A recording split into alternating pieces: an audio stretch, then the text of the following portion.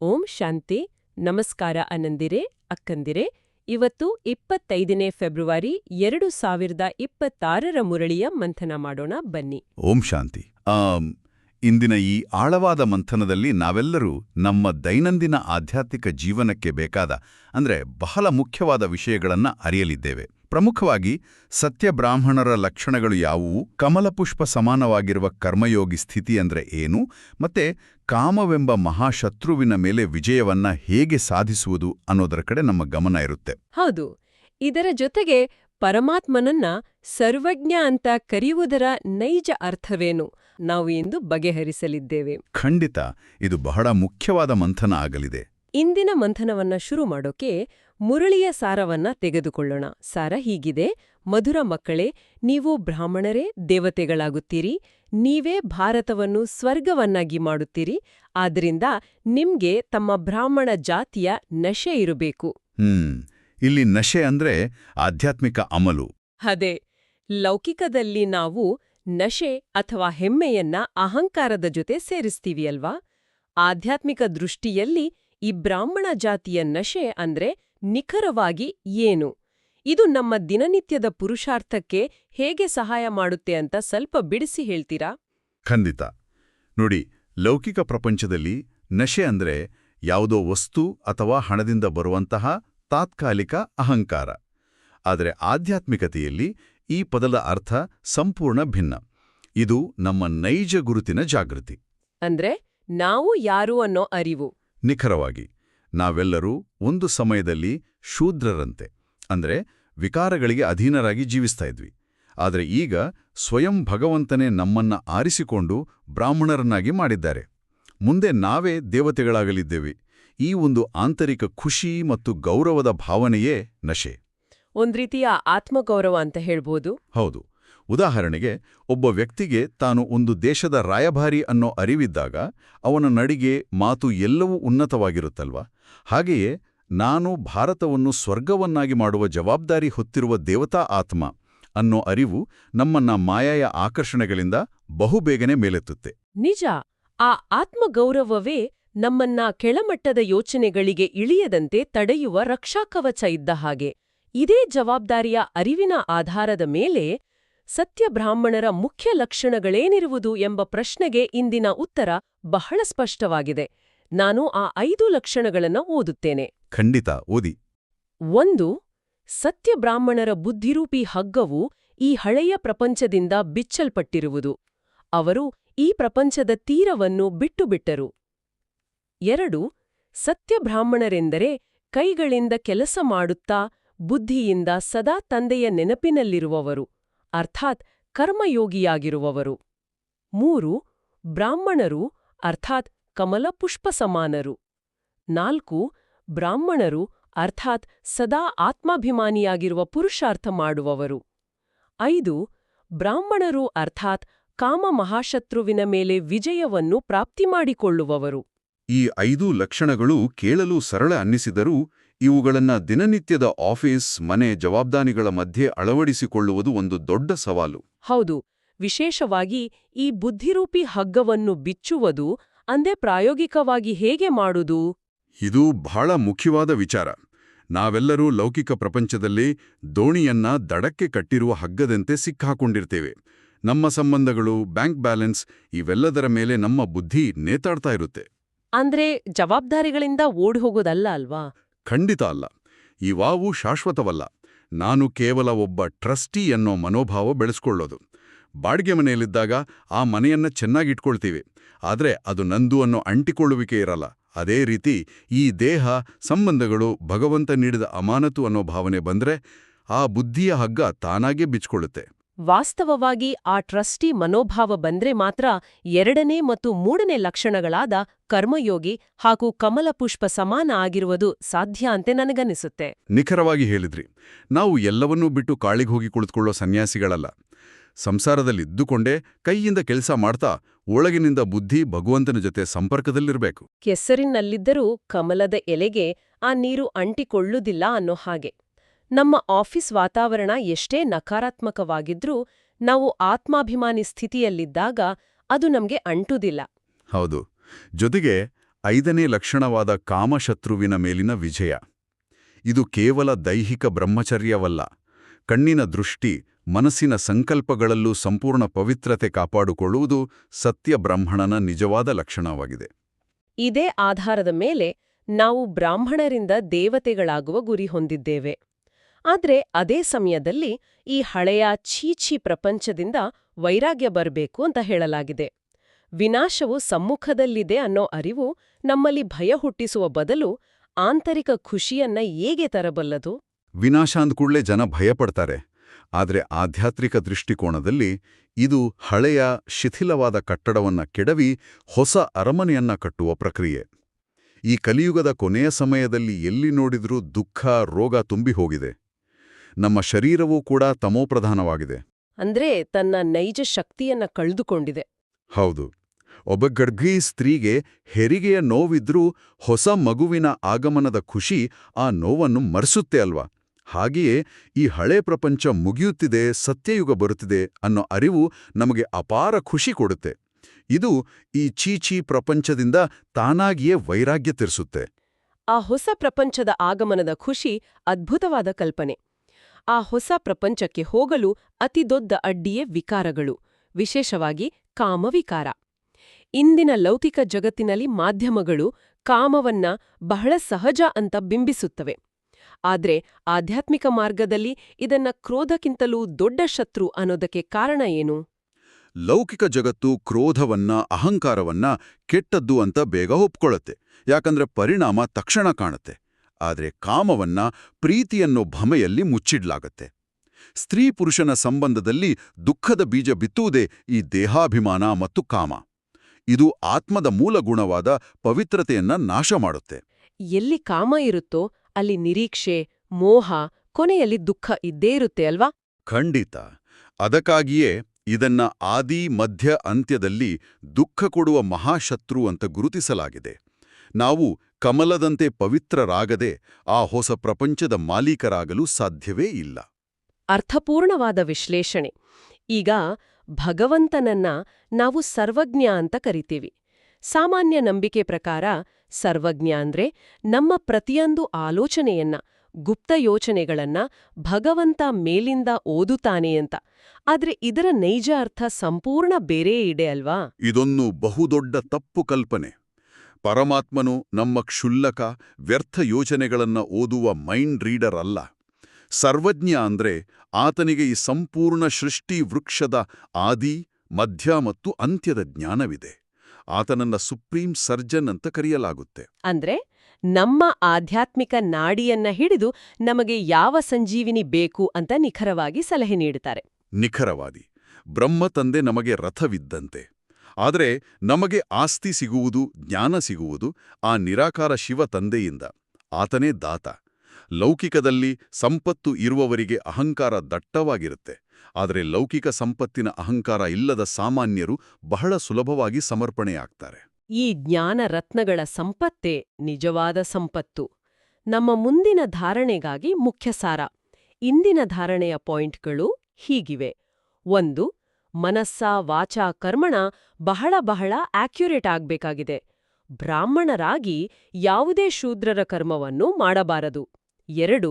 ತಂದೆಯಿಂದ ಯಾವ ಸಲಹೆ ಸಿಕ್ಕುತ್ತದೆಯೋ ಅದರಂತೆಯೇ ಸಂಪೂರ್ಣ ನಡೆದು ಆಜ್ಞಾಕಾರಿಗಳಾಗಬೇಕಾಗಿದೆ. ಕರ್ಮಯೋಗಿಯಾಗಿ ಪ್ರತಿ ಕಾರ್ಯ ಮಾಡಬೇಕಾಗಿದೆ. ಜ್ಞಾನರತ್ನಗಳಿಂದ ಸರ್ವರ ಜೋಳಿಗೆಯನ್ನು ಜ್ಞಾನರತ್ನಗಳಿಂದ ತುಂಬಬೇಕಾಗಿದೆ. ಹೌದು, ಈ ಧಾರಣೆಗಳು ಬಹಳ ಶ್ರೇಷ್ಠವಾಗಿವೆ. ಆದ್ರೆ ಪ್ರಾಯೋಗಿಕ ಜೀವನದಲ್ಲಿ ಇದು ಬಹಳ ಕಷ್ಟ ಅಲ್ವಾ? ಯಾರಾದ್ರೂ ನಮ್ಮನ್ನ ಕೆಣಕಿದಾಗ, ಹೊರಗಡೆ ನಗುನಗುತ್ತಾ ಮಾತು ಮಾಡಿಸಿದ್ರೋ ಮನಸ್ಸಿನಲ್ಲಿ ಸಿಟ್ಟಿರುತ್ತೆ. ಇಲ್ಲಿ ಈ ಶೂದ್ರರ ಕರ್ಮ ಮಾಡಬಾರದು ಅನ್ನೋದರ ಆಳವಾದ ಅರ್ಥವೇನು? ನೀವು ಹೇಳಿದ ಉದಾಹರಣೆಯೇ ಅತ್ಯುತ್ತಮವಾಗಿದೆ. ಮನಸ್ಸ, ವಾಚ ಮತ್ತು ಕರ್ಮಣ ಆಕ್ಯುರೇಟ್ ಆಗಿರುವುದು ಅಂದ್ರೆ ನಮ್ಮ ಯೋಚನೆ, ಮಾತು ಮತ್ತು ಕೃತಿ ಮೂರರಲ್ಲೂ ಒಂದೇ ರೀತಿಯ ಪಾರದರ್ಶಕತೆ ಇರಬೇಕು. ಒಳಗೊಂದು ಹೊರಗೊಂದು ಇರಬಾರದು. ಮನಸ್ಸಿನಲ್ಲಿ ಬೇರೆಯವರ ಬಗ್ಗೆ ಪರನಿಂದೆ ಮಾಡುವುದು, ಈರ್ಷ್ಯಾಭಾವನೆ ಇಟ್ಟುಕೊಳ್ಳುವುದು ಕೂಡ ಶೂದ್ರರ ಕರ್ಮಗಳೇ.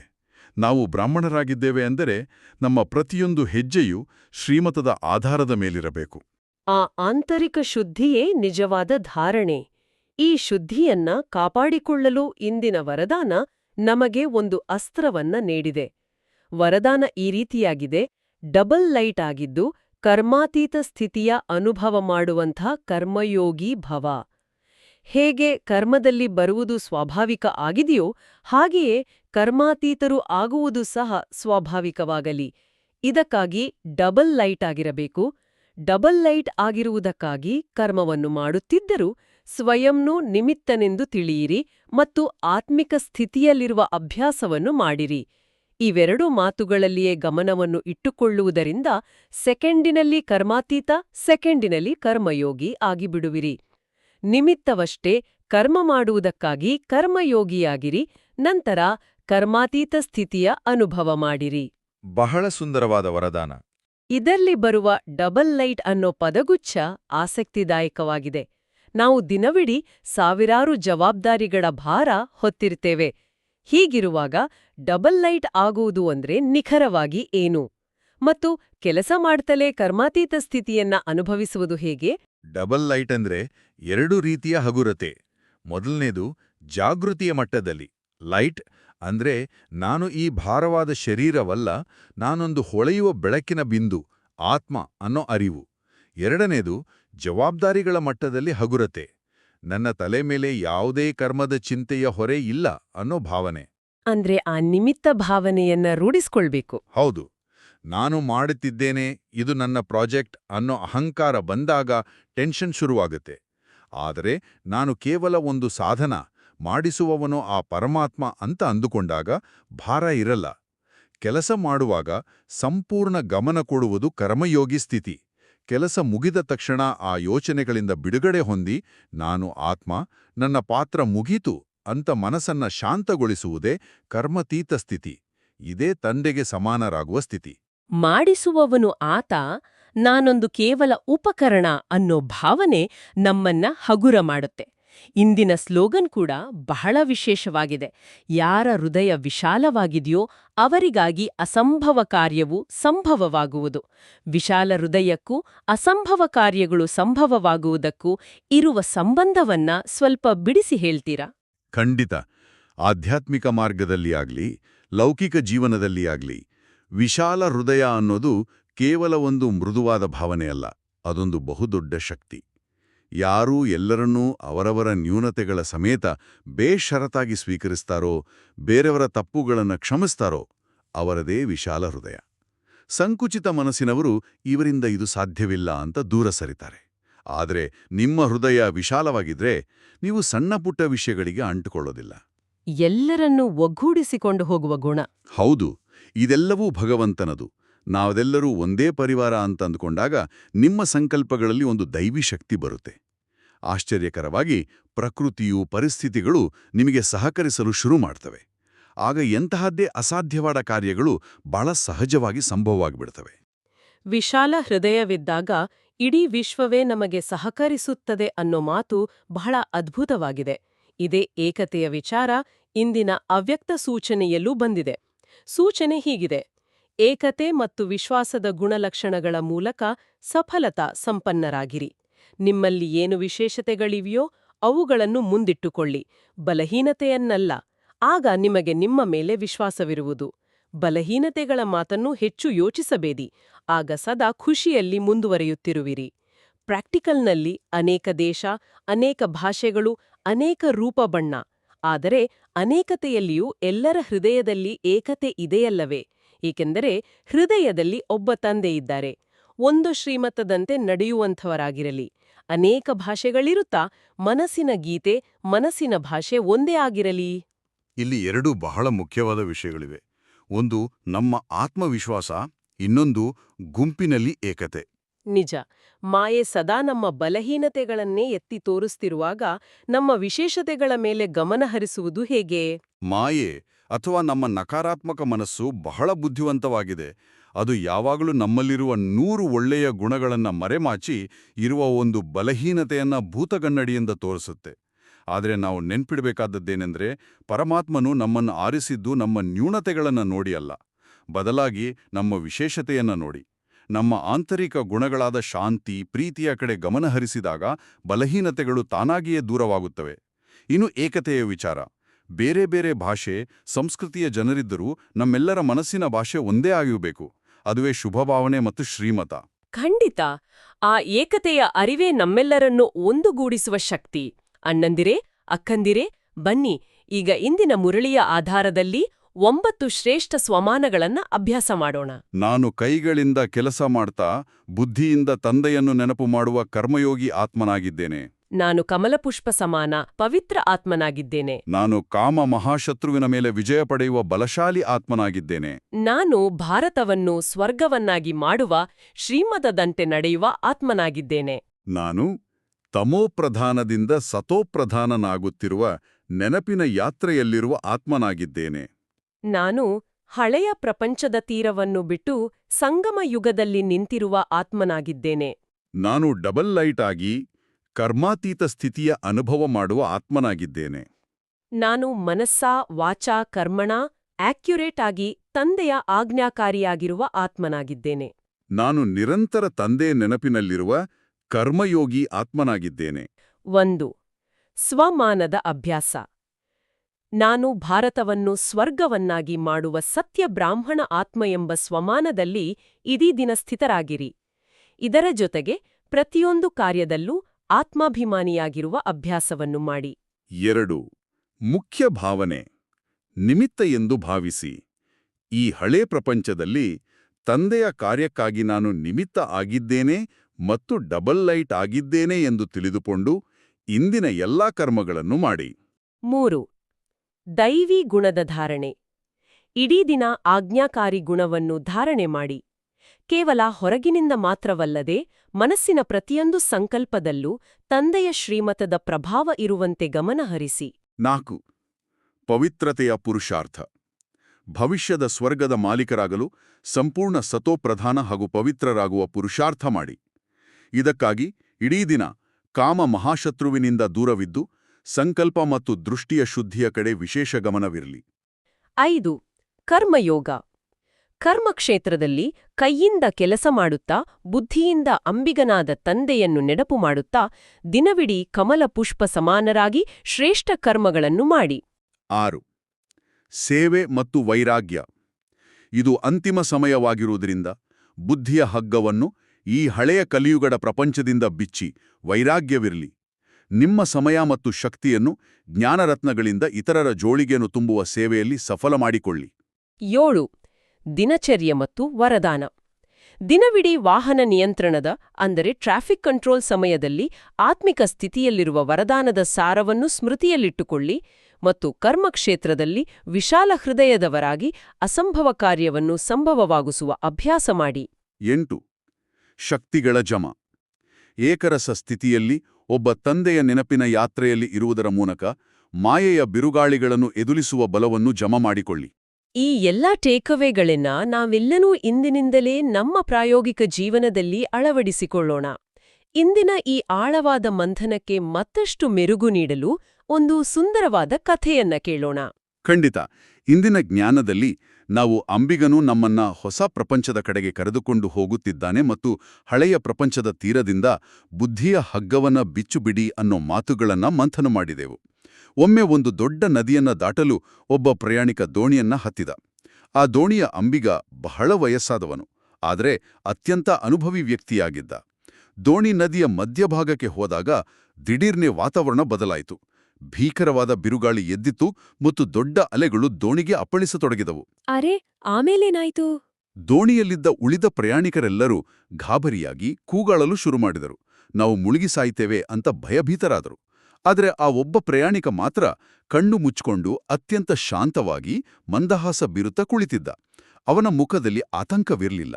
ಇದನ್ನ ನೋಡಿದ ಪಕ್ಕದ ಪ್ರಯಾಣಿಕರು ಸಿಟ್ಟಿನಿಂದ ಕೇಳಿದರು, ನಿನಗೆ ಹುಚ್ಚ? ದೋಣಿ ಮುಳುಗುತ್ತಿವೆ, ನಿನಗೆ ಸ್ವಲ್ಪವೂ ಭಯವಾಗುತ್ತಿಲ್ಲವೇ ಅಂತ. ಆಗ ಆತ ಪ್ರಶಾಂತವಾಗಿ ನಗುತ್ತಾ ಹೇಳಿದ, ನನಗೆ ಯಾವುದೇ ಭಯವಿಲ್ಲ, ಯಾಕಂದ್ರೆ ನಾನು ಈ ಅಂಬಿಗನ ಜೊತೆ ಅನೇಕ ಬಾರಿ ಪ್ರಯಾಣಿಸಿದ್ದೇನೆ. ಈ ನದಿಯ ಪ್ರತಿಯೊಂದು ಸುಳಿಯೂ ಅಲೆಯೂ ಅವನಿಗೆ ಗೊತ್ತು. ನಾನು ದೋಣಿ ಹತ್ತುವಾಗಲೇ ನನ್ನ ಸಂಪೂರ್ಣ ಜವಾಬ್ದಾರಿಯನ್ನ ಅವನ ಕೈಗಿತ್ತಿದ್ದೇನೆ. ಈಗ ಈ ದೋಣಿಯನ್ನ ದಡ ಸೇರಿಸುವುದು ಅವನ ಜವಾಬ್ದಾರಿ. ಹಾಗಾಗಿ ನೆಮ್ಮದಿಯಾಗಿ ಕುಳಿತುಕೊಳ್ಳೋದಷ್ಟೇ ನನ್ನ ಕೆಲಸ ಅಂದ. ಬಹಳ ಅದ್ಭುತವಾದ ನಂಬಿಕೆ ಅದು. ಹೌದು, ನಮ್ಮ ಆಧ್ಯಾತ್ಮಿಕ ಜೀವನದ ಪಯಣವೂ ಇದೇ ರೀತಿ ಇದೆ. ನಾವೆಲ್ಲರೂ ಈ ಹಳೆಯ ಕಲಿಯುಗವೆಂಬ ಭವಸಾಗರವನ್ನು ದಾಟ್ತಿದ್ದೇವೆ.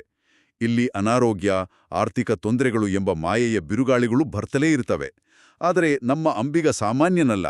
ಆತ ಸ್ವಯಂ ಸರ್ವಜ್ಞನಾದ ಸುಪ್ರೀಂ ಸರ್ಜನ್. ನಾವು ಕೇವಲ ನಮ್ಮ ಬುದ್ಧಿಯ ಹಗ್ಗವನ್ನ ಈ ಹಳೆಯ ಪ್ರಪಂಚದಿಂದ ಬಿಚ್ಚಿ ಆತನ ಶ್ರೀಮತದ ಮೇಲೆ ಸಂಪೂರ್ಣ ವಿಶ್ವಾಸವಿಟ್ಟರೆ ಸಾಕು. ಆಗ ನಾವು ಎಂತಹ ಪರಿಸ್ಥಿತಿಯಲ್ಲೂ ಸದಾ ಡಬಲ್ ಲೈಟ್ ಆಗಿ ಯಾವುದೇ ಭಯವಿಲ್ಲದೆ ಹೊಸ ಪ್ರಪಂಚವನ್ನು ತಲುಪಬಹುದು.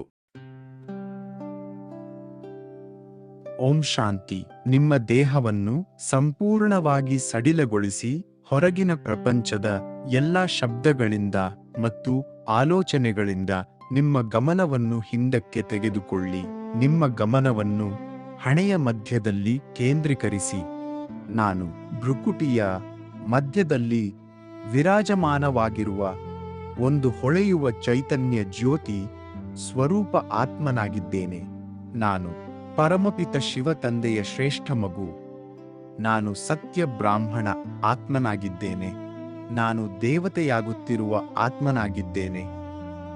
ನನ್ನ ಬುದ್ಧಿ ಈ ಹಳೆಯ ಕಲಿಯುಗಿ ಪ್ರಪಂಚದಿಂದ ಸಂಪೂರ್ಣವಾಗಿ ದೂರವಾಗಿದೆ. ನಾನು ಈ ಹಳೆಯ ಪ್ರಪಂಚದ ತೀರವನ್ನು ಬಿಟ್ಟು ಸಂಗಮಯುಗದಲ್ಲಿ ನಿಂತಿರುವ ಆತ್ಮನಾಗಿದ್ದೇನೆ. ಈ ಪ್ರಪಂಚದಲ್ಲಿ ನನ್ನ ಪಾತ್ರವನ್ನು ನಿರ್ವಹಿಸುತ್ತಿದ್ದರು. ನಾನು ಕಮ ಪುಷ್ಪದಂತೆ ಸಂಪೂರ್ಣ ನ್ಯಾರ ಮತ್ತು ಪವಿತ್ರನಾಗಿದ್ದೇನೆ. ನಾನು ಕಾಮ ಮಹಾಶತ್ರುವಿನ ಮೇಲೆ ವಿಜಯವನ್ನು ಪ್ರಾಪ್ತಿ ಮಾಡಿಕೊಂಡಿರುವ ಬಲಶಾಲಿ ಆತ್ಮ. ನನ್ನ ದೃಷ್ಟಿ ಮತ್ತು ಸಂಕಲ್ಪಗಳು ಸಂಪೂರ್ಣ ಶುದ್ಧವಾಗಿವೆ. ಈಗ ನನ್ನ ಬುದ್ಧಿಯ ನೇತ್ರಗಳಿಂದ ನಾನು ಪರಂಧಾಮದ ಕಡೆಗೆ ಪ್ರಯಾಣಿಸುತ್ತಿದ್ದೇನೆ. ಅಲ್ಲಿ ಸೃಷ್ಟಿಯ ಆದಿ ಮಧ್ಯ ಅಂತ್ಯದ ಜ್ಞಾನವನ್ನು ಹೊಂದಿರುವ ಸರ್ವಜ್ಞ ಮತ್ತು ಬೀಜರೂಪನಾದ ಶಿವ ತಂದೆಯನ್ನು ನೋಡುತ್ತಿದ್ದೇನೆ. ತಂದೆಯಿಂದ ದಿವ್ಯ ಶಕ್ತಿಗಳ ಕಿರಣಗಳು ನನ್ನ ಮೇಲೆ ಸುರಿಯುತ್ತಿವೆ. ಅಂಬಿಗನಾದ ನನ್ನ ಪ್ರೀತಿಯ ತಂದೆ ನನ್ನನ್ನು ಈ ದುಃಖದ ಪ್ರಪಂಚದಿಂದ ಪಾರು ಮಾಡಿ ತಮ್ಮೊಡನೆ ಕರೆದುಕೊಂಡು ಹೋಗಲು ಬಂದಿದ್ದಾರೆ. ತಂದೆ ಜೊತೆಯಿರುವ ಖುಷಿ ನನ್ನಲ್ಲಿ ತುಂಬಿಕೊಂಡಿದೆ. ಬಾಬಾರವರ ಪ್ರೀತಿಯ ಕಿರಣಗಳಿಂದ ನಾನು ಡಬಲ್ ಲೈಟ್ ಅಥವಾ ಹಗುರ ಆಗುತ್ತಿದ್ದೇನೆ. ಯಾವುದೇ ಜವಾಬ್ದಾರಿಯ ಹೊರೆ ನನ್ನ ಮೇಲಿಲ್ಲ. ತಂದೆಯ ಕಾರ್ಯಕ್ಕಾಗಿ ಈ ಹಳೆಯ ಪ್ರಪಂಚದಲ್ಲಿ ನಾನು ಕೇವಲ ನಿಮಿತ್ತ ಮಾತ್ರ. ನಾನು ಮಾಡುತ್ತಿರುವ ಪ್ರತಿಯೊಂದು ಕರ್ಮಕ್ಕೂ ನಾನೇ ಹೊಣೆ ಎಂಬ ಭಾವನೆ ಅಳಿದು ಹೋಗಿ ನಾನು ಕೇವಲ ಮಾಡಿಸುವವನ ಕೈಯಲ್ಲಿರುವ ಉಪಕರಣ ಎಂಬ ಭಾವನೆ ಮೂಡುತ್ತಿದೆ. ಈ ನಿಮಿತ್ತ ಭಾವನೆಯಿಂದ ನಾನು ಸೆಕೆಂಡಿನಲ್ಲಿ ಕರ್ಮಾತೀತ ಸ್ಥಿತಿಯನ್ನು ಅನುಭವಿಸುತ್ತಿದ್ದೇನೆ. ಈಗ ನಾನು ಮರಳಿ ನನ್ನ ಕರ್ಮಕ್ಷೇತ್ರಕ್ಕೆ ಬರುತ್ತಿದ್ದೇನೆ. ನಾನು ಕೈಗಳಿಂದ ಕೆಲಸ ಮಾಡುತ್ತಾ ಬುದ್ಧಿಯಿಂದ ಸದಾ ತಂದೆಯ ನೆನಪಿನಲ್ಲಿರುವ ಕರ್ಮಯೋಗಿ. ನನ್ನ ಮನಸ್ಸ, ವಾಚ, ಕರ್ಮಣ ಪ್ರತಿಯೊಂದು ಹೆಜ್ಜೆಯೂ ಶ್ರೀಮತಂತೆ ಅತ್ಯಂತ ಆಕ್ಯುರೇಟ್ ಆಗಿದೆ. ನನ್ನ ವಿಶಾಲ ಹೃದಯದ ಮೂಲಕ ಅಸಂಭವ ಕಾರ್ಯಗಳು ಸಂಭವವಾಗುತ್ತಿವೆ. ಜ್ಞಾನ ರತ್ನಗಳಿಂದ ಇತರರ ಜೋಳಿಗೆಯನ್ನು ತುಂಬುವ ಸೇವೆಯಲ್ಲಿ ನಾನು ನಿರತನಾಗಿದ್ದೇನೆ. ಹೌದು, ನಾನೇ ಭಾರತವನ್ನು ಪುನಃ ಸ್ವರ್ಗವನ್ನಾಗಿ ಮಾಡುವ ನಿಮಿತ್ತ ಬ್ರಾಹ್ಮಣ ಆತ್ಮನಾಗಿದ್ದೇನೆ. ಓಂ ಶಾಂತಿ, ಓಂ ಶಾಂತಿ, ಓಂ ಶಾಂತಿ. ಅಣ್ಣಂದಿರೇ, ಅಕ್ಕಂದಿರೇ, ಈ ಮುರಳಿಯನ್ನು ಇಡೀ ದಿನದಲ್ಲಿ ಅನೇಕ ಬಾರಿ ರಿವೈಸ್ ಮಾಡೋಣ. ಬಾಬಾರವರು ಕೊಟ್ಟಿರುವ ಶ್ರೇಷ್ಠ ಸ್ವಮಾನದಲ್ಲಿ ಸ್ಥಿತರಾಗೋಣ. ಬಾಬಾ ಕಲಿಸಿದ ಡ್ರಿಲ್ ಮಾಡೋಣ ಮತ್ತು ಯಾವಾಗಲೂ ಫೈನಲ್ ಪೇಪರ್ ಪಾಸ್ ಮಾಡಲು ಎವರ್ ರೆಡಿಯಾಗಿರೋಣ. ನಿಮ್ಮ ಜೀವನ ಅತ್ಯುತ್ತಮವಾಗಲಿ ಎಂದು ಸದಾ ಹಾರೈಸುತ್ತೇವೆ. ಒಳ್ಳೆಯದು. ಓಂ ಶಾಂತಿ.